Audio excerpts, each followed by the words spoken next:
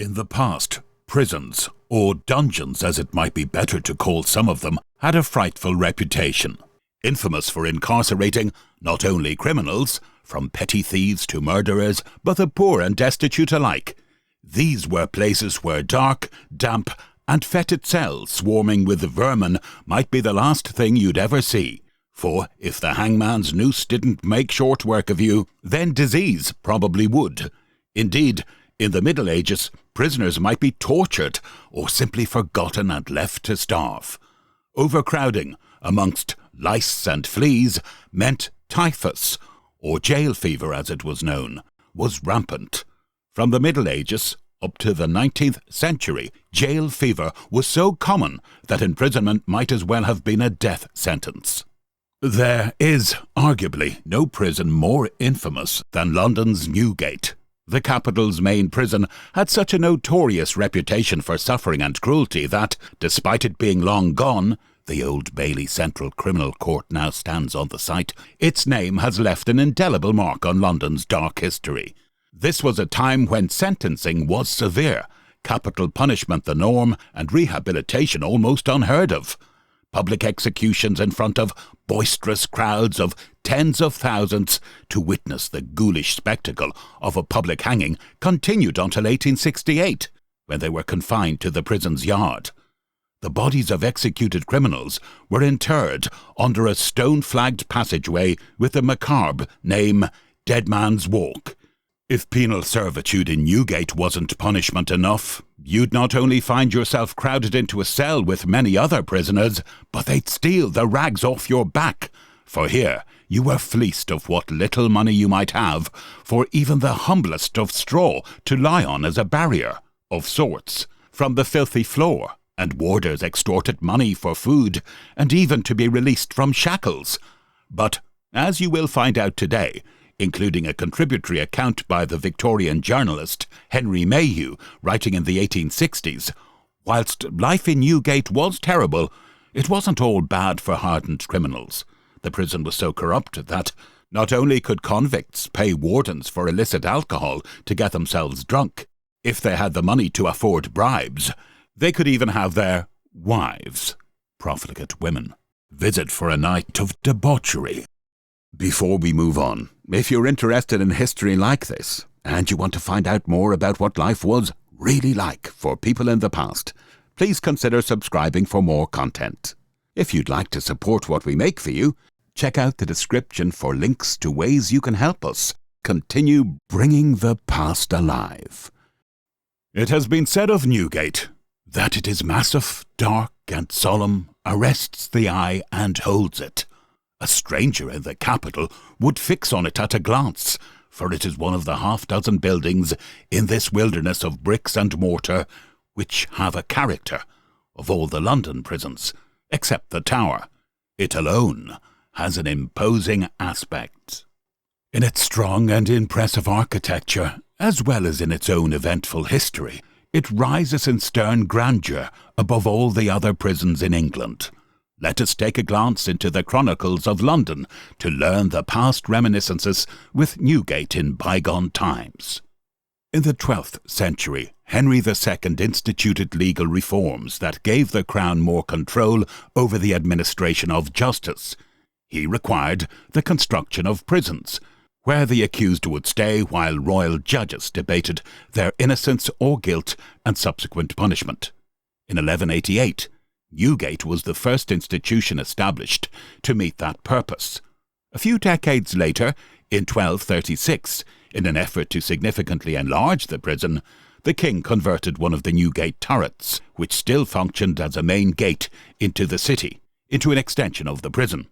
The addition included new dungeons and adjacent buildings, which would remain unaltered for roughly 2 centuries. By the 15th century, however, Newgate was in need of repair, following pressure from reformers who learned that the women's quarters were too small and did not contain their own latrines, obliging women to walk through the men's quarters to reach one. Officials added a separate tower and chamber for female prisoners in 1406. The building was collapsing and decaying, and many prisoners were dying from the close quarters, overcrowding, rampant disease, and bad sanitary conditions. Indeed, one year, 22 prisoners died from jail fever. The situation in Newgate was so dire that in 1419, city officials temporarily shut down the prison. It is an interesting circumstance that it should have been rebuilt in 1422 by the famous Richard Whittington, Lord Mayor of London.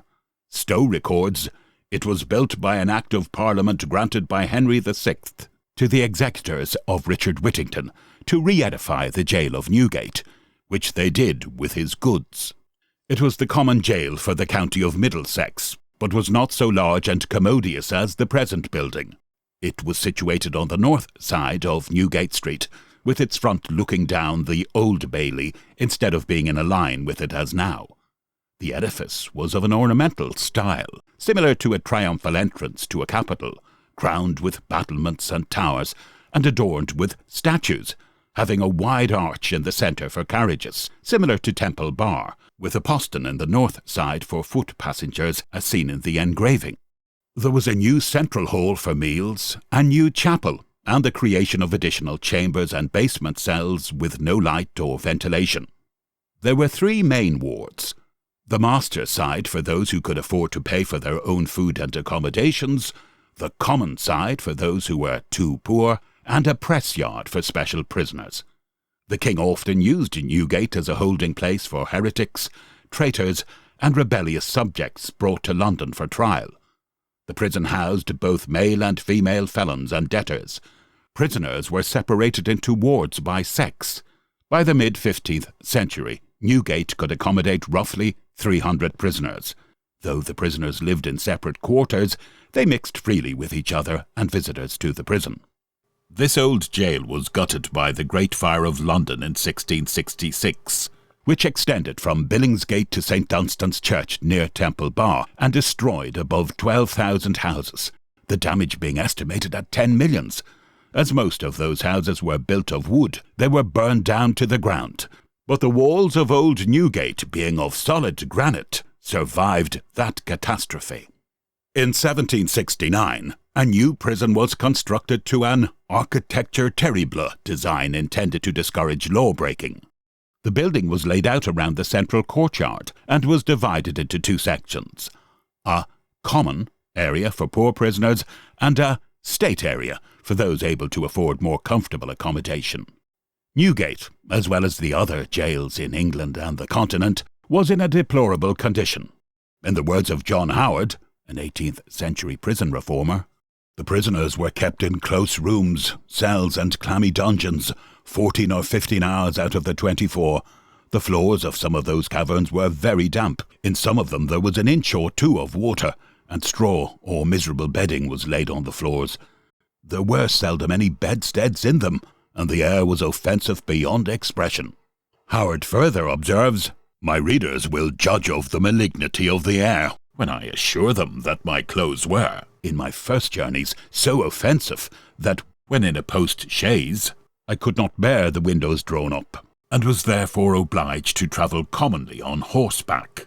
The leaves of my memorandum book were so tainted that I could not use it till after spreading it an hour or 2 before the fire.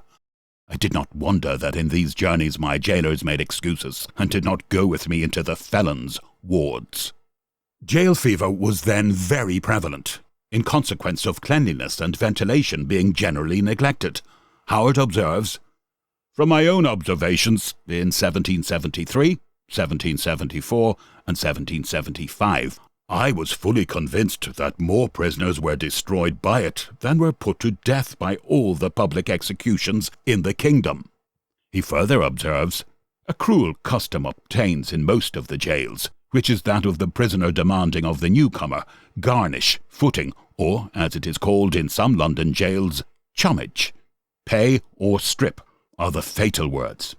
I say fatal, for they are so to some who, having no money, are obliged to give up part of their scanty apparel.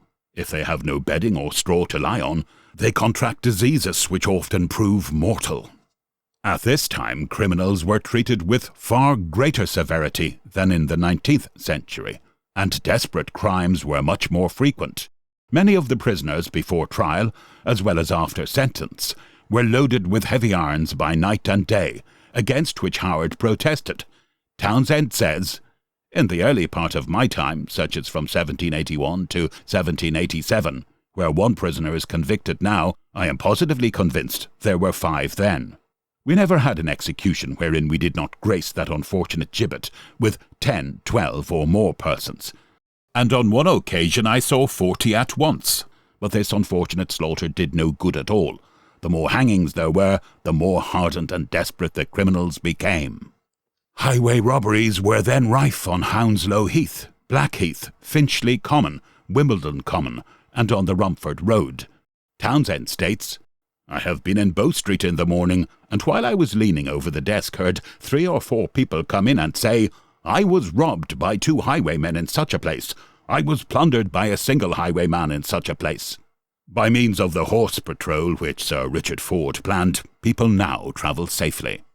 The rookeries of thieves in St. Giles, Westminster, and in the Old Mint in the Borough were in their glory about the beginning of the 18th century, when Jack Sheppard and Jonathan Wild performed their notable exploits. Toward the end of that century, at the time Howard lived, robberies had been considerably checked, yet numerous executions took place at Tyburn, at the angle of Oxford Street and the Edgware Road, near to where the Marble Arch, Hyde Park, now stands. The low scum of the citizens, in those days, were regaled with those gloomy exhibitions, and at the peal of the bell of St. Sepulchre's Church, assembled around Newgate, from the slums and disreputable localities of the city, and accompanied the cart conveying the criminals to Tyburn on its dismal procession along the Tyburn Road, now transformed into Oxford Street. On certain occasions when a noted highwayman, or burglar, or other criminal was to be executed, crowds of most respectable citizens might be seen wending their way from all parts of the city toward the fatal tree. The last execution at Tyburn took place on the 7th of November, 1783. In the same month, the first criminal was hanged in front of Newgate, which henceforth became the place of execution. This change appears to have been made at the suggestion of Howard, from philanthropic motives, to do away with the unseemly processions to Tyburn. In connection with this melancholy subject, we extract a piece of curious information from the chronicler Stowe, which we give in his own words.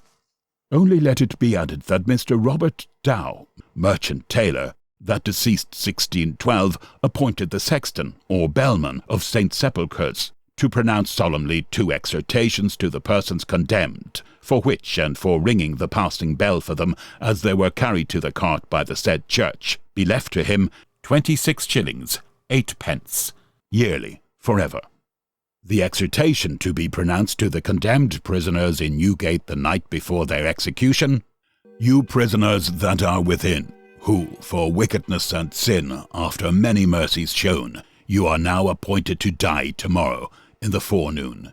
Give ear and understand that tomorrow morning the great bell of St. Sepulchre's shall toll for you, in form and manner of the passing bell as used to be tolled for those that are at the point of death, to the end that all goodly people hearing that bell, and knowing it is for you going to your deaths, may be stirred up heartily to pray to God to bestow his grace and mercy upon you whilst you live.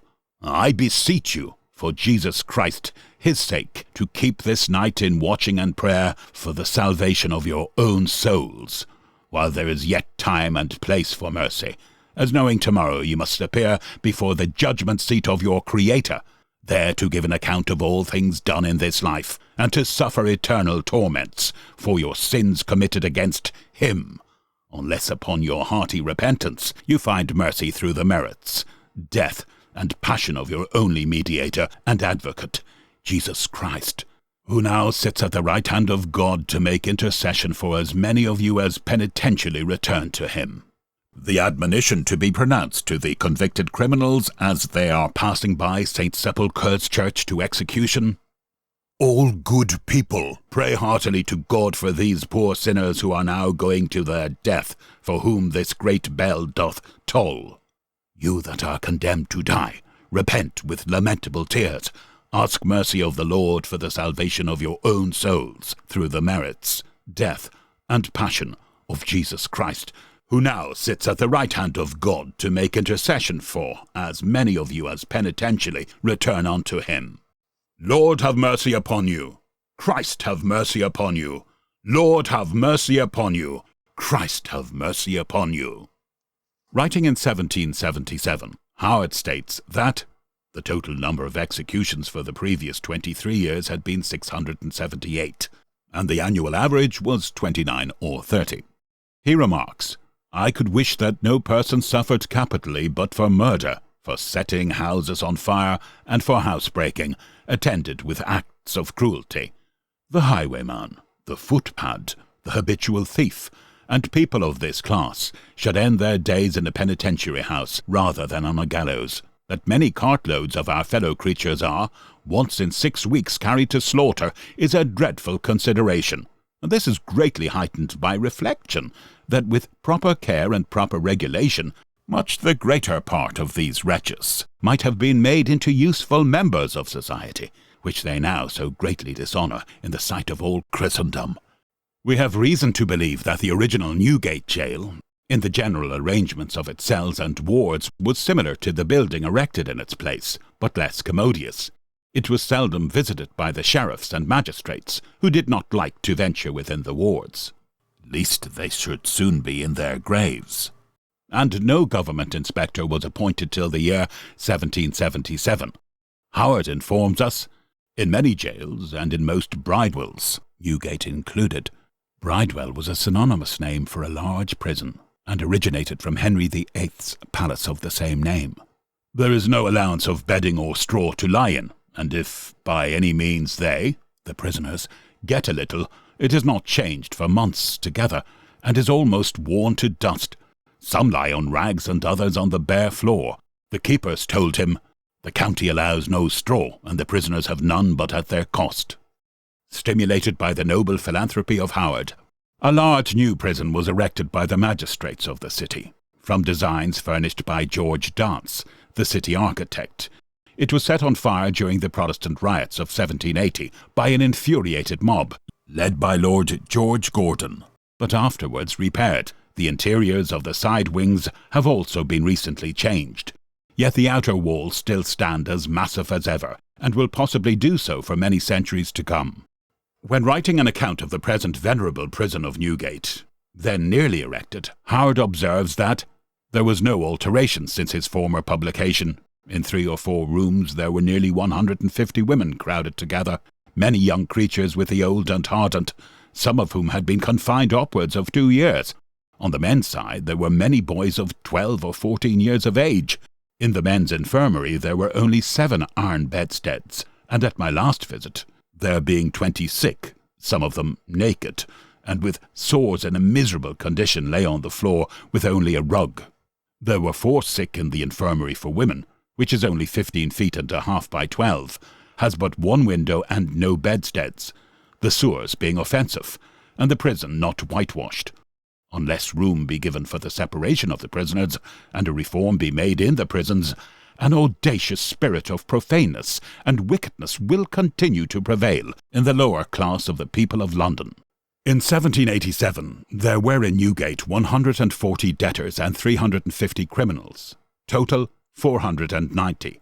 In 1788 there were 114 debtors and 499 criminals, total 613.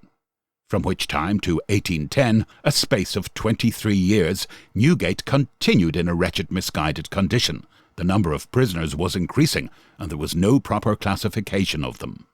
In 1808, Sir Richard Phillips, one of the sheriffs of the city, in his letter to the Livery of London, after complaining of want of room, air, food, etc., adds that he has been shocked to see boys of 13, 14, and 15 confined for months in the same yard with hardened, incorrigible offenders. Among the women, all the ordinary feelings of the sex are outraged by their indiscriminate association. The shameless victims of lust and profligacy are placed in the same chamber with others who, however they may have offended the laws in particular points, still preserve their respect for decency and decorum. In immediate contact with such abandoned women, other young persons are compelled to pass their time between their commitment and the sessions, when of course it often happens that the bill is not found against them by the grand jury, or they are acquitted by the petty jury. When the female prisoners lie down on their floors at night, there must necessarily, at least in the women's wards, be the same bodily contact and the same arrangement of heads and legs as in the deck of a slave ship. The wards being only 43 feet wide, admit by night of 2 rows to lie down at once in a length of 37 feet, that is to say, 25 or 30 women, as it may be, in a row, having each a breadth of 18 inches by her length. The prison of Newgate was calculated to hold only 427 prisoners, but on one occasion in about 1818, 822 prisoners, debtors and criminals, were huddled together, and sometimes even as many as 1,200, which overcrowding created infectious jail fever. The prisoners were not provided with bedding, and the food allowed them was hardly sufficient to sustain life. Mr. Bennett, Member of Parliament, writes, "The keeper of Newgate never attended divine service, and the ordinary did not consider the morals of even the children who were in the prison as being under his care and attention. No care was taken to inform him of the sick till he got a warning to perform a funeral. There was no separation of the young from the old, the children of either sex from the most hardened criminal. Boys of the tenderest years, and girls of the ages of 10, 12, and 13 were exposed to the vicious contagion that predominated in all parts of the prison, and drunkenness prevailed to such an extent, and was so common, that unaccompanied with riot it attracted no notice. In 1815 some good arrangements were made as to a better allowance of food, clothing, and coals, and several other matters, but the classification of persons was still neglected. They still continued to herd together in the associated rooms and yards, and through the facility of intercourse which subsisted between the prisoners and their friends and acquaintances who visited them, extensive burglaries and robberies were plotted in Newgate, and notes were forged and coining was carried on within its gloomy walls. By bribing the turnkeys, intoxicating liquors were often introduced into the prison, and profligate women were permitted to visit the prisoners, under the pretext they were their wives, and by paying the small fee of 1 shilling were allowed to remain during the night in wards containing several beds, not separated from each other by a single curtain. There were then 15 condemned cells, which inconveniently contained 45 persons, 3 in each cell. In his evidence before the police committee, Mr. Bennett states, "On the 19th of February, 1817, there were 88 persons condemned to death in Newgate, of which 5 had been sentenced in the July preceding, 4 in September, and 29 in October. The evil of this assemblage of persons is the entire absence of all moral or religious feeling. The greater part of the criminals know that on them the sentence of the law will not be executed, while those whose fate is certain, or who doubt what the event may be, are compelled to associate and live with the rest, lessening the ennui and despair of the situation by unbecoming merriment or seeking relief in the constant application of intoxicating stimulants. I saw Cashman a few hours before his execution, smoking and drinking with the utmost unconcern and indifference. Nor indeed is this all. Supposing the prisoners of 2 sessions are under sentence, one reported and the other not, there is no separation between those who are to be executed and those who are unreported. The latter are merry and even joyous, while the former pass the few hours to remain to them in a feverish dream. The new keeper, Mr. Brown, has commenced a system of reform in all the departments of the prison, which, if persevered in, will produce the most salutary results. He is endeavouring to check the abuses which have prevailed in the management of the prison. Amongst these abuses the sale of offices have been the most serious, and I have been informed that the place of wardsman to the different wards has been often purchased of the turnkeys. I knew an individual who told me that he offered 50 guineas for one of these situations, and was refused, no doubt because a better price was got. The introduction of spirits still continues, until the admission of strangers is better regulated, will never be wholly prevented.